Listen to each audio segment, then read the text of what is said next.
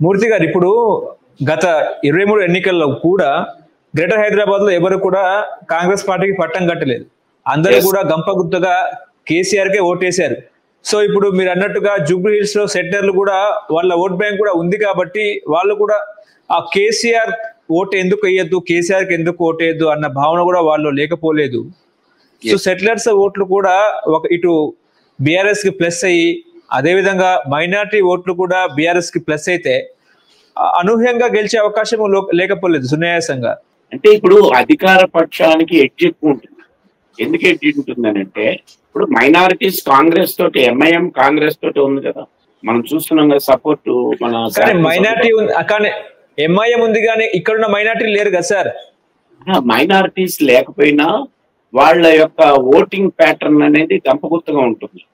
ఎక్కువగా సెక్యులరిజం కోరుకుంటున్నారు. అటువంటి సందర్భంలో ఒక బీజేపీ మనం చూస్తున్న ఈ మధ్యన మార్వాడి వ్యతిరేక ఉద్యమాలు, మార్వాడి కల్చర్ అని కూడా ఒక ఉద్యమం జరుగుతూ ఉన్నది. సో అందుకని ఇక్కడ ఖచ్చితంగా జూబ్లీ హిల్స్ లో సెంటిమెంట్స్ కన్నా కూడా ఇప్పుడు కొన్ని నినాదాలు ముందుకు వచ్చున్నాయి. వీటి యొక్క ప్రభావం కూడా ఉంటుంది. అందుకని ముస్లింస్ ని ఆకర్షించగలిగే శక్తి కాంగ్రెస్ ఉన్నది. బీఆర్ఎస్ కి గతంలో ఉన్నమాట వాస్తవమే, కానీ అది అంతర్గతమైన పోటీని జాగృతి నిర్మాణం చేసి తను స్వతంత్రంగా ఉన్న కవిత గారి యొక్క యాక్షన్ కూడా ఇక్కడ పనిచేస్తుంది. ఆవిడ క్యాండిడేట్ ని పెట్టలేదు, కానీ అంతర్గతంగా నా ఉద్దేశం కాంగ్రెస్ కి ఆ శ్రేణులు ఓటింగ్ చేసే అవకాశాలు ఉన్నాయన్నది నాకున్న అభిప్రాయం. రెండోది బీసీ క్యాండిడేట్ ని పెట్టాలి. బీసీ క్యాండిడేట్ ని కనుక డిక్లేర్ చేయగలిగితే 42% అటు స్థానిక సంస్థల్లో ఇస్తే దాన్ని ప్రభావం కాంగ్రెస్ కి ఉపయోగపడుతుంది.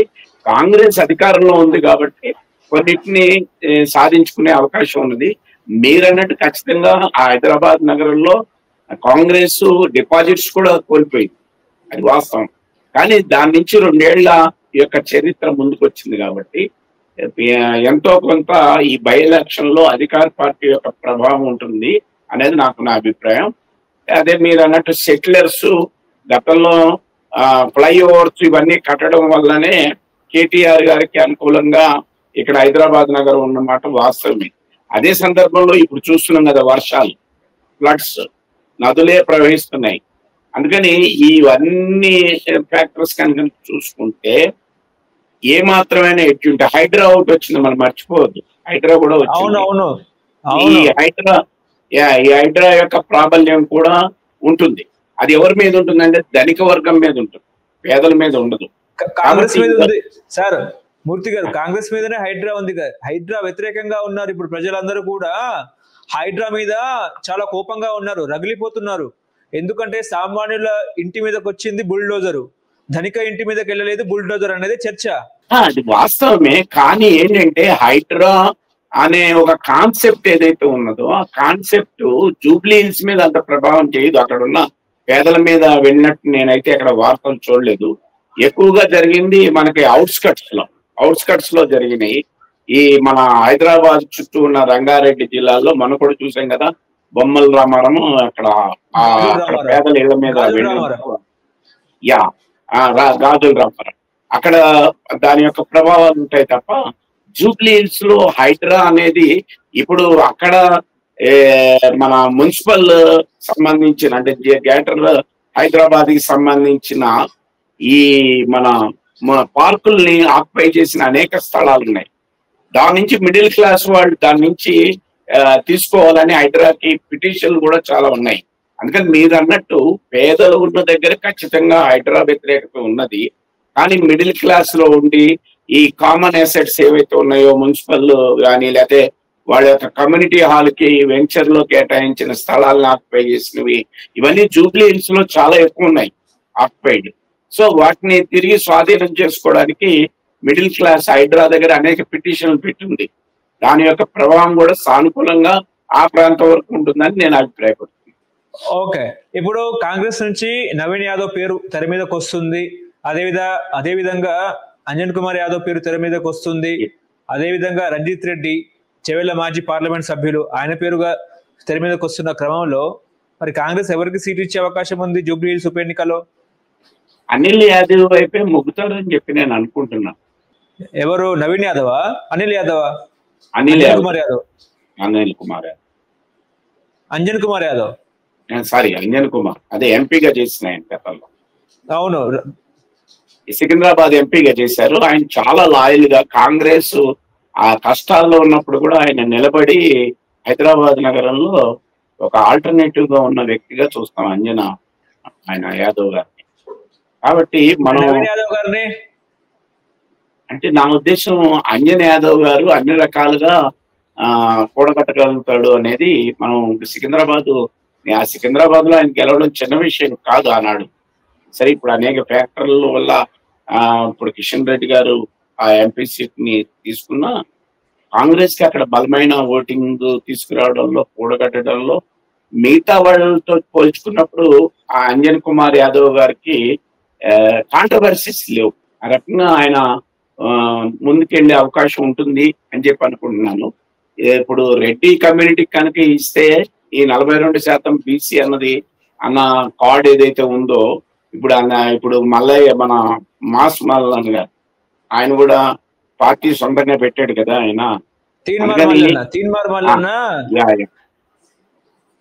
ఆయన కొత్త పార్టీ పెట్టారు, ఎస్. అది అందుకని బీసీ రాజ్యాధికారం ఏదైతే ఉందో దాని గురించి పెట్టారో అది ఛాలెంజింగ్ గా ఉంటుంది కాంగ్రెస్ కి. కాబట్టి ఎందుకంటే పార్టీ అంత ప్రభావితం కాలేదు కదా సార్. తెలంగాణ రాష్ట్రంలో చాలా మంది పార్టీ పెట్టారు, అందులో తీన్మార్ మల్లన్న ఒకరు అనేది చర్చ. ఎస్, అంటే ఇప్పుడు వీళ్ళది ఎలా ఉంటుందని అంటే, వాళ్ళు గెలవలేకపోవచ్చు కానీ ఓడించడానికి కావాల్సిన సత్తా కలిగిన, ఎందుకంటే మీడియా పర్సన్, ఆయనకి బాగానే ఈ మధ్య తరగతి ముఖ్యంగా బీసీ సెక్షన్స్ లో ఆయన ప్రభావం ఉన్నది. దాన్ని ఇదేళ్ళాలి అని అనుకుంటే మరి ఖచ్చితంగా అప్పుడు రాజ్యాధికారం అనే నినాదం తీసుకున్న మల్లన్న గారు అంజన్ కుమార్ యాదవ్ ని పెట్టారనుకోండి, పోటీ పెట్టడానికి ఉండదు కదా.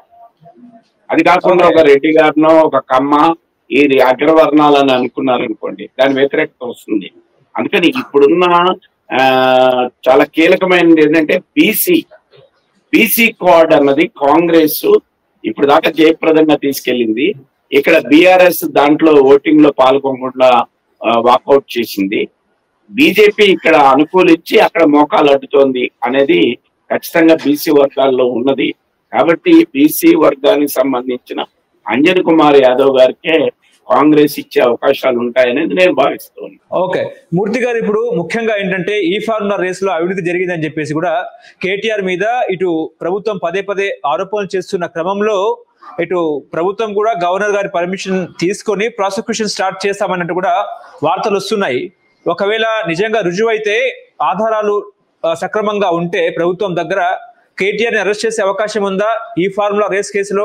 ఇప్పుడు ఈ ఫార్ములా కేసు అనేది, రేస్ కేసు అన్నది, ఇది పేదల మీద మధ్యతరగతి మీద పెద్ద అభిప్రాయం ఏమి ఉండదండి. దీని మీద ఆల్రెడీ ఆయన అంగీకరించాడు కదా, మేము వాళ్ళకి ఇవ్వాలి అని చెప్పేసి మేము నిర్ణయించుకుని, నేనే నిర్ణయం తీసుకున్నా, ఇందులో అధికారం తప్పు కూడా ఏం లేదు, ఇచ్చాను, ఇవ్వాల్సి ఉంది కాబట్టి ఇచ్చేసాను అని చెప్పి చాలా కామన్ గానే ఆయన మాట్లాడుతూ ఉన్నాడు.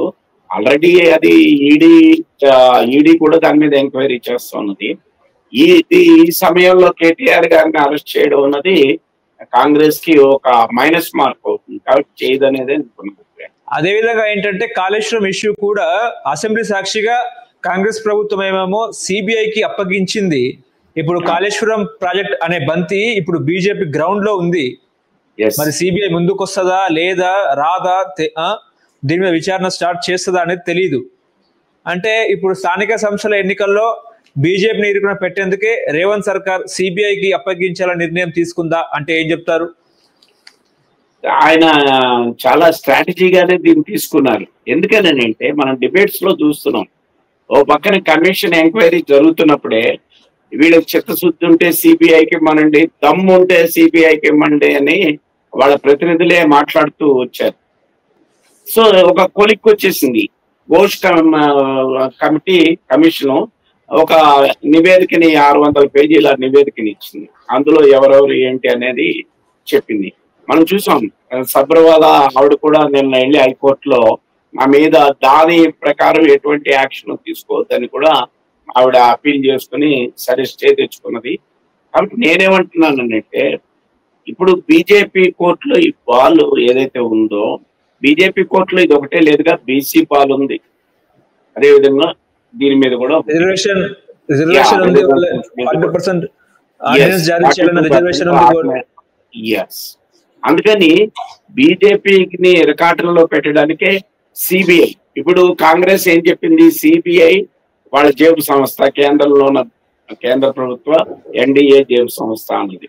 ఇప్పుడు బీజేపీ మీద అనివార్యంగా ఎంక్వైరీ జరిపించి ఆల్రెడీ టేకప్ చేసినట్టు వార్తలు వచ్చినాయి. ఇవి ఎప్పటి నుంచి మొదలెడతారనేది చూద్దాం. ఆల్రెడీ ప్రైమాప్సీ ఉంది కాబట్టి మీరు ఎందుకు అరెస్ట్ చేయరు అన్న బీజేపీ ఇప్పుడు అరెస్ట్ చేయాలి, ఎవరు, సిబిఐ. సో అందుకని సిబిఐ కనుక అరెస్ట్ చేయకపోతే కాంగ్రెస్ చెప్తున్న ఒక వాదన, ఇది బీజేపీ ఇదే తర్వాత వాళ్ళు పునీతులై టిఆర్ఎస్ ని దాంట్లో కలుపుకుంటారు అనే వాదనకి బలం వస్తుంది. నిజంగా కనుక చేస్తే బీఆర్ఎస్ ఇరకాటంలో పడుతుంది. సో ఎటైనా రేవంత్ రెడ్డి గారు దాన్ని సిబిఐకి అప్పగించడం అనేది ఒక రాజకీయ వ్యూహంగా దాన్ని ముందుకు తీసుకెళ్లారు. హలో, తెలుగు రాజ్యం ఛానల్ చూస్తున్నారా? సామాజిక రాజకీయ జీవన చిత్రణే తెలుగు రాజ్యం. అతిశయోక్తులు అసత్యాలు ఉండవు. రాజకీయ కోణం కాదు, ప్రజా కోణమే కొలబద్ద. తెలుగు రాజ్యం వీక్షణ మీ ఉత్తమ అభిరుచికి నిదర్శనం.